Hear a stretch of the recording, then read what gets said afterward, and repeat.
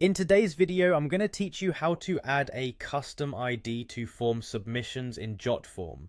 This is a useful feature that lets you generate unique identifiers for your form entries, ideal for order numbers, customer IDs, and more.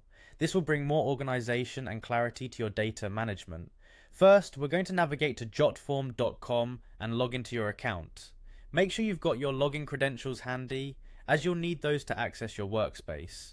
Once you've successfully logged in, head over to the section where your forms are housed. You'll want to locate and open the specific form you're planning to modify. Ensuring you're working within the right form will save you time and help you avoid any unnecessary confusion.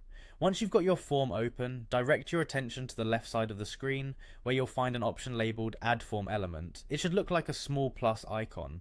Go ahead and click on that, which will open up a range of elements you can add to your form. Since we're focusing on adding a custom ID today, the next step will involve navigating to the Widgets tab.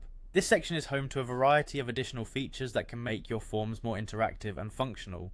Now in the Widgets tab, locate the search bar and type in Unique ID. This will help you quickly find the widget we need. Once it appears, you can simply drag and drop it onto your form. This widget is what will enable the generation of unique IDs for each submission, which is essential for tracking and organizing your entries effectively. After you've added the widget, look for the settings gear to customize it according to your requirements. You might want to add a prefix to your ID, something like INV or DOC. This small customization allows you to instantly recognize the context of your IDs, whether they relate to invoices, documents, or anything else relevant to your form's purpose. The unique ID generation method available is sequential values, which ensures that each new form submission will have a consecutively higher ID than the last. In this step, you can also set the starting number for this sequence. Be cautious here, as choosing a number lower than your current index may lead to duplicate IDs, which can create unnecessary confusion later.